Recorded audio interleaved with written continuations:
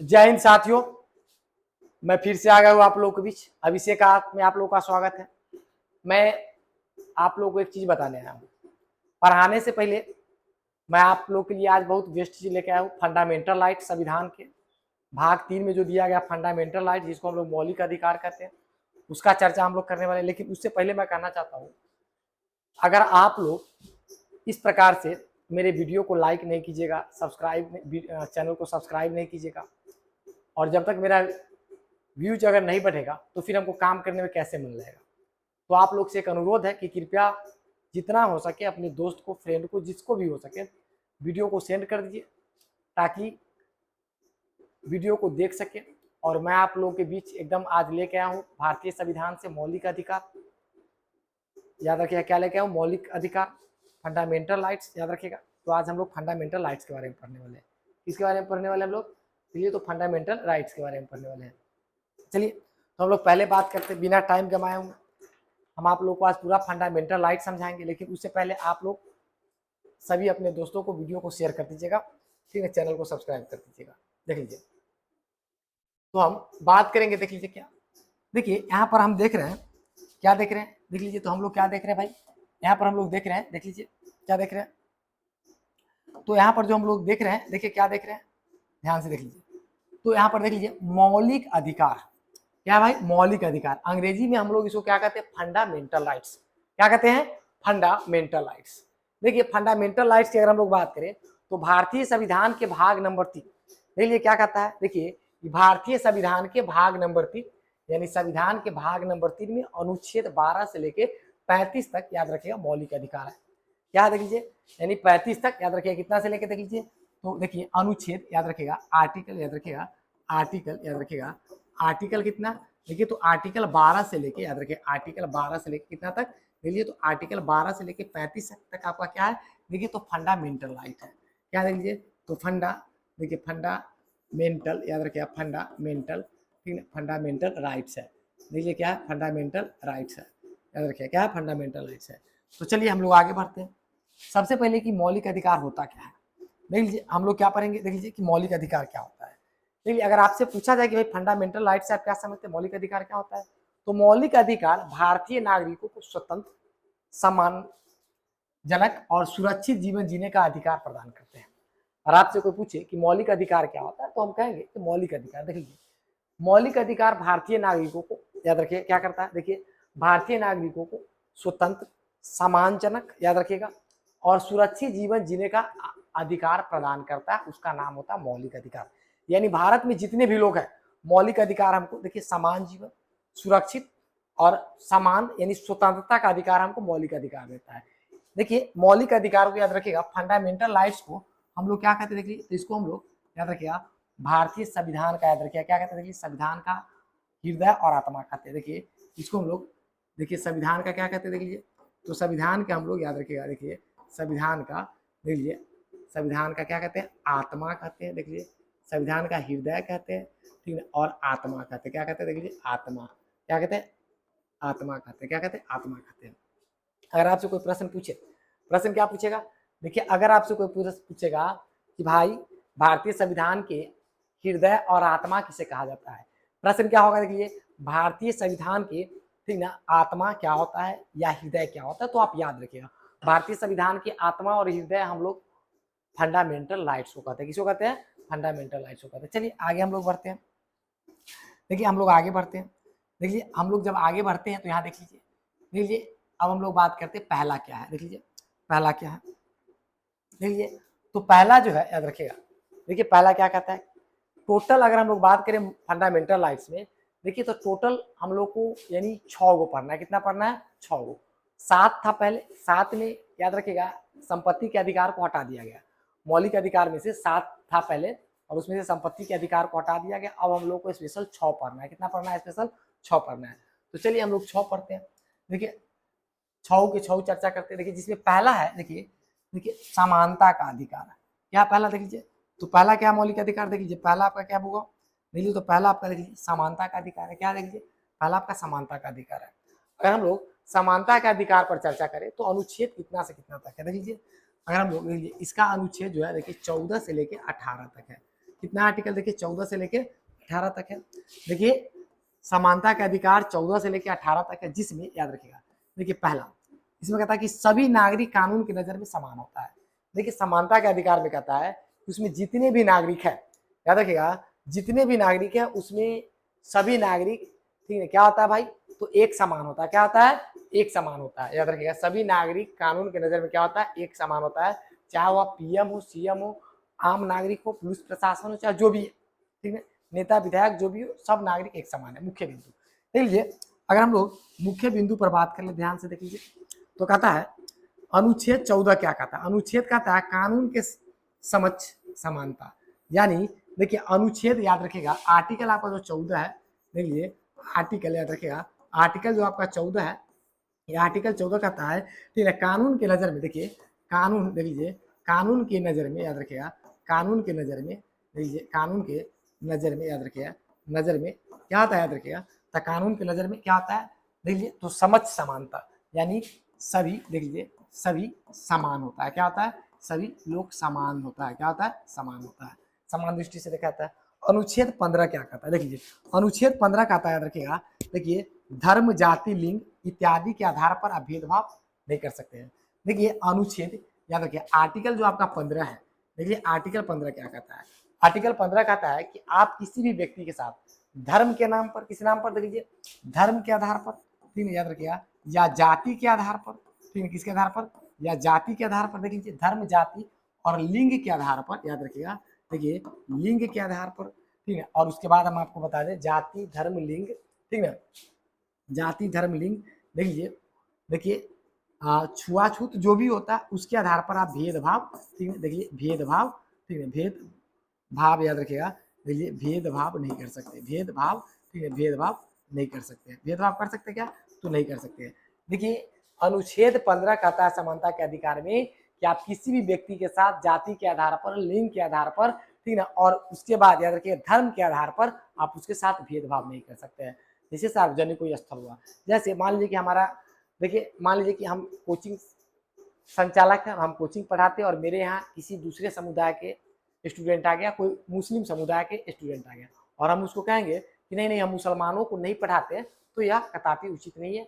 या देखिए हम लोग यानी अगर इस तरह के भाषा का हम यूज करते हैं तो अनुच्छेद 15 का हम क्या करते हैं, उल्लंघन करते हैं, और अनुच्छेद 15 के तहत हमको सजा मिल सकता है, याद रखिएगा। चलिए अनुच्छेद 16 क्या कहता है, देखिए अनुच्छेद 16 कहता है सरकारी नौकरी में समान अवसर। देखिए क्या कहता है, जो अनुच्छेद 16 कहता है जो सरकारी नौकरी होता है, याद रखिएगा, देखिए सरकारी, देखिए सरकारी जो नौकरी होता है, याद रखिएगा, देखिए नौकरी होता है इसमें समान अवसर होना चाहिए। क्या होना चाहिए, देखिए समान अवसर होना चाहिए, याद रखिएगा सभी के लिए क्या होना चाहिए, तो समान अवसर होना चाहिए। अनुच्छेद 16 कहता है, अनुच्छेद 16 कहता है कि सरकारी नौकरियों में सभी को समान अवसर मिलना चाहिए। चलिए अनुच्छेद 17 क्या कहता है, देखिए अनुच्छेद 17 कहता है अस्पृश्यता का अंत। यानी याद रखिए अस्पृश्यता यानी छुआछूत का अंत होना चाहिए, छुआछूत तो होना ही नहीं चाहिए, छुआछूत तो होना ही नहीं चाहिए। कितना अनुच्छेद कितना कहता है भाई, तो अनुच्छेद हम लोग को क्या कहता है, देखिए 17 कहता है। देखिए अब हम लोग लास्ट पढ़ेंगे, देखिए अनुच्छेद कितना, देखिए तो अनुच्छेद हम लोग पढ़ेंगे 18। क्या पढ़ेंगे, देख लीजिए तो अनुच्छेद अगर हम लोग 18 की बात कर ले, इसका बात कर ले, देख लीजिए तो अनुच्छेद अगर 18 की अगर हम लोग बात कर ले तो ध्यान से देख लीजिए। देखिए अनुच्छेद 18 का था उपाधियों का अंत। देख लीजिए अगर आपको कोई उपाधि दिया गया है, ठीक है, जैसे मान लीजिए किसी प्रकार का उपाधि, उपनाम या किसी चीज का उपाधि होता है, मान लीजिए कि आपको पंचायत के लोग आपको चुन के मुखिया बना दिया, तो आपको मुखिया का उपाधि दे दिया गया, ठीक है, लेकिन 5 साल के बाद उसका अंत होगा, आप चुनाव हार जाइएगा तो आप मुखिया नहीं रह पाइएगा। देखिए तो क्या होगा, देखिए उपाधि जो होता है, याद रखिए उपाधि देख लीजिए तो उपाधियों का अंत होता है। क्या होता है, उपाधियों का अंत, या अनुच्छेद 18 कहता है। उदाहरण के लिए किसी व्यक्ति को जाति के आधार पर सरकारी नौकरी से वंचित नहीं किया जा सकता है। देखिए किसी व्यक्ति को जाति के आधार पर, मान लीजिए कि कोई, मान लीजिए कि दलित समुदाय से लोग है, कोई आदिवासी है, हम उसको ये नहीं कह सकते कि तुम आदिवासी है, तुम्हारे बस के नहीं है, तुम आईएएस नहीं बन सकता है, हम इसको चीज नहीं कर सकते। या उसको हम ये नहीं कह सकते कि भाई तुम दलित समुदाय से आता है, तुम छोड़ जाता है, तुम करने का मतलब सरकारी नौकरी करने योग्य नहीं है, हम उसको ये कह के नहीं छाड़ सकते। चलिए देखिए 2 नंबर में क्या आपका, देखिए 2 नंबर में आपका स्वतंत्रता का अधिकार। देखिए देखिए 2 नंबर में आपका क्या, देखिए स्वतंत्रता, देखिए क्या है, देखिए अरे भाई देखिए क्या है, देखिए स्वतंत्रता, देख लीजिए स्वतंत्रता का अधिकार, देख लीजिए स्वतंत्रता का अधिकार। 2 नंबर पॉइंट क्या है आपका, देख लीजिए तो स्वतंत्रता का अधिकार है, फ्रीडम टू, देख लीजिए फ्रीडम ऑफ राइट्स, देख लीजिए अंग्रेजी में इसको हम लोग क्या लिखेंगे, फ्रीडम, याद रखिएगा फ्रीडम, देख लीजिए क्या लिखेंगे, फ्रीडम ऑफ, देख लीजिए राइट्स, फ्रीडम ऑफ राइट्स, क्या कहेंगे, देख लीजिए फ्रीडम ऑफ राइट्स, याद रखिएगा, याद रखिएगा फ्रीडम ऑफ राइट्स, यानी स्वतंत्रता का अधिकार, अंग्रेजी में हम लोग इसको कहेंगे फ्रीडम ऑफ राइट्स, याद रखिए स्वतंत्रता का अधिकार कहता है। देखिए इसका अनुच्छेद कितना से कितना तक, देखिए तो इसका अनुच्छेद याद रखिएगा, इसका जो अनुच्छेद है वो है 19 से लेके 22 तक, कितना तक अनुच्छेद है भाई, देखिए तो 19 से लेके 22 है, कितना इसका अनुच्छेद, देखिए तो 19 से लेके 22 तक है, यानी स्वतंत्रता का अधिकार जो है वह 19 से लेके कितना है, 22 है, याद रखिएगा, यानी मौलिक अधिकार का पॉइंट नंबर 2 है। देख लीजिए इसमें देखिए स्वतंत्रता के अधिकार में कहता है कि नागरिकों को स्वतंत्रता जीवन जीने का आजादी होता है। देखिए ये कहता है, देखिए जो नागरिक होता है, देखिए क्या कहता है, देखिए जो नागरिक होता है ये कहता है नागरिकों को, देखिए क्या कहता है, देखिए कहता है, देखिए अरे भाई देखिए नागरिकों, देखिए नागरिकों को, देखिए नागरिकों को क्या कहता है, स्वतंत्रता, देखिए नागरिकों को, देख लीजिए नागरिकों को स्वतंत्रता, देखिए स्वतंत्रता, देखिए स्वतंत्रता जीवन, याद रखिएगा जीवन, देखिए स्वतंत्रता जीवन, देखिए जीने का अधिकार है, देखिए जीने, देखिए जीने का क्या है, देखिए जीने का अधिकार है, क्या देखिए तो स्वतंत्रता जीवन जीने का अधिकार है, याद रखिए क्या है, देखिए स्वतंत्रता जीवन जीने का अधिकार है। एक चीज बताइए, देश में जितने भी नागरिक हैं, मैं कहता हूं एक चीज को ध्यान से समझिए, आज हमारे देश में जितने भी समुदाय के लोग हैं, अगर इस प्रकार के अधिकार नहीं रहता, मौलिक अधिकार नहीं रहता, तो क्या आपको लगता है, क्या आपको लगता है जो आज हमारे देश का स्थिति है, और आज क्या कई हजार वर्ष पहले, कई हजार वर्ष पहले, आजादी से पहले तो आप लोगों को पता है, भारत का संविधान लगने से पहले आपको पता है, मनु स्मृति में जो चर्चाएं थी पता है आपको, आप पढ़े होइएगा, सती प्रथा युग जानते होइएगा, हिंदू कोड बिल पढ़े होइएगा, ठीक, नियोग प्रथा पढ़े होइएगा, बाल विवाह प्रथा पढ़े, मैंने इस प्रकार के जो प्रथा था उसमें आपको पता है कि जो मानव और जानवर में कोई अंतर नहीं था, जो नीच जात के लोग था, जो नीच वर्ण व्यवस्था से लोग आता था, उसका जीने का कोई अधिकार नहीं था, याद रखिएगा, माने कहीं से जिंदगी, उससे बदतर जिंदगी जानवरों को आता था, जो एक दलित समुदाय का जिंदगी हुआ करता था, जो निचले समुदाय के लोग के जिंदगी होता था, आदिवासियों का, देखिए।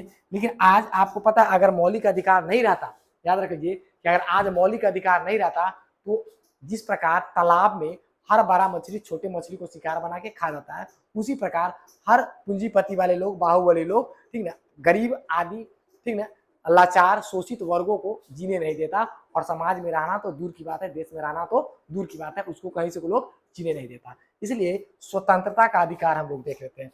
तो आज संविधान का दिया हुआ है जिसमें मौलिक अधिकार, ठीक है, याद रखिएगा मौलिक अधिकार जो कि संविधान के भाग नंबर पार्ट नंबर 3 में दिया गया, ठीक है, उसमें अनुच्छेद याद रखिएगा 19 से 22 के बीच में स्वतंत्रता का अधिकार है।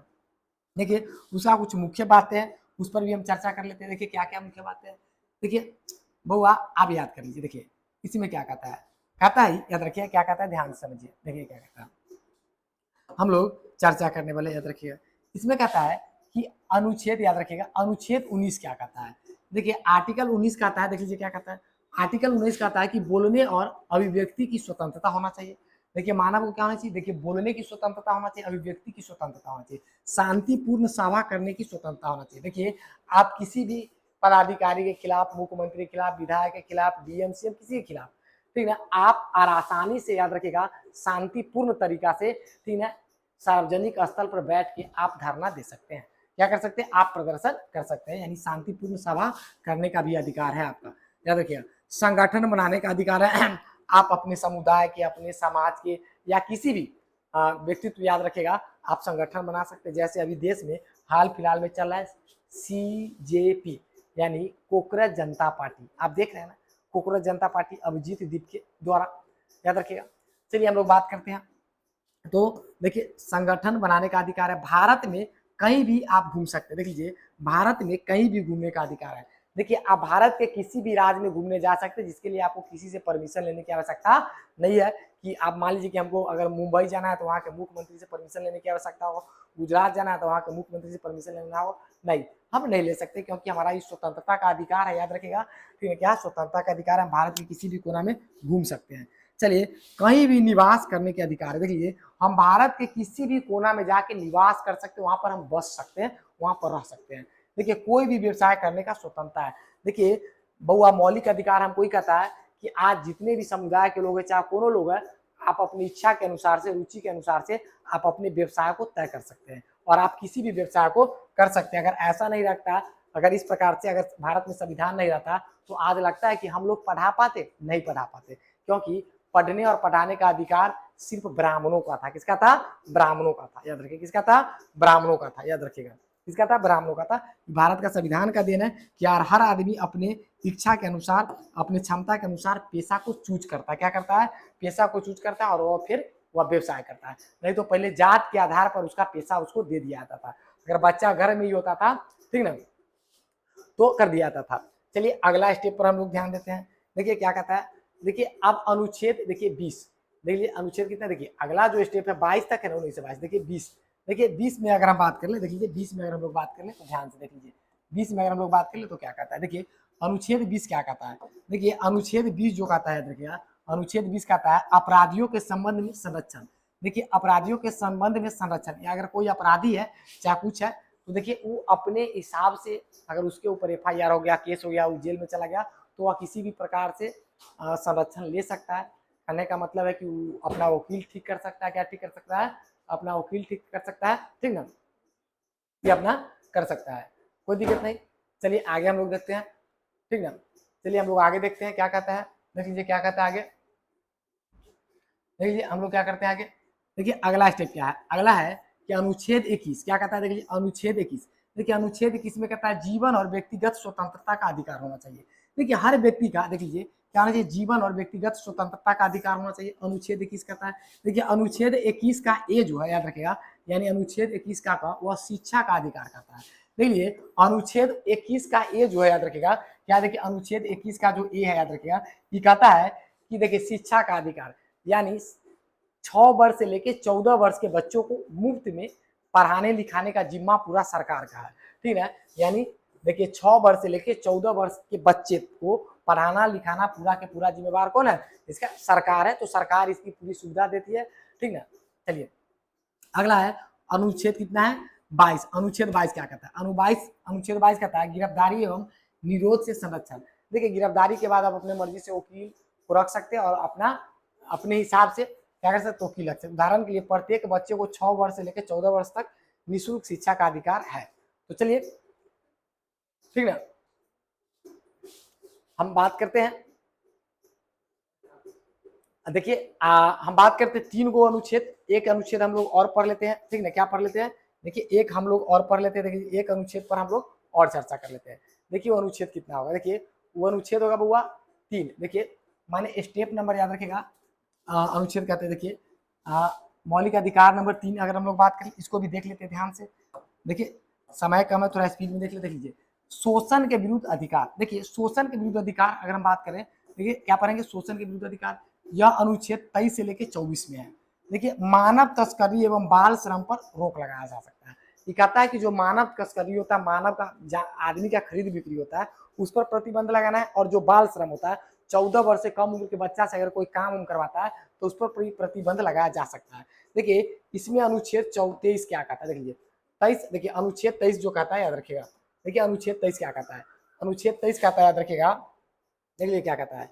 देखिए अनुच्छेद 23 कहता है कि देखिए कि मानव तस्करी यानी आदमी का खरीद बिक्री और बंधुआ मजदूरी का विरोध होना चाहिए, वो नहीं होना चाहिए। मानव को आप खरीद बिक्री नहीं कर सकते, बंधुआ मजदूर आप किसी को बना कर नहीं रख सकते।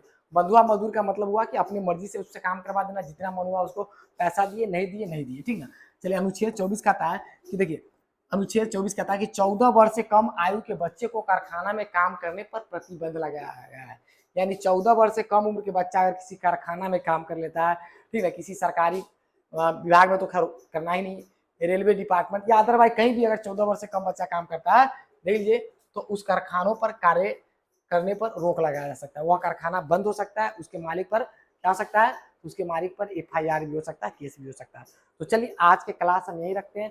3 को कल हम लोग बात करेंगे, जो मौलिक अधिकार में 3 शेष भाग रह गया, 3 पर हम लोग कल चर्चा करेंगे, तो हम फिर आपका मौलिक अधिकार खत्म हो। चलिए मैं एक बार और कहना चाहूँगा आप लोग से एक अनुरोध है कि कृपया करके मेरे वीडियो को लाइक कर दीजिए, सब्सक्राइब कर दीजिए। व्यूज तो पक्का चलना चाहिए, जिसकी वजह से मैं टूट रहा हूँ, मुझे काम नहीं करता है, मन नहीं करता काम करने का। तो आप लोग देख लीजिए अपने हिसाब से। अगर आपको अगर क्लास अच्छा लगा है, मौलिक अधिकार का क्लास अच्छा लगा है, तो वीडियो को शेयर भी कर दीजिए, लाइक भी कर दीजिए, सब आदमी अपनी स्टोरी में लगा दीजिए।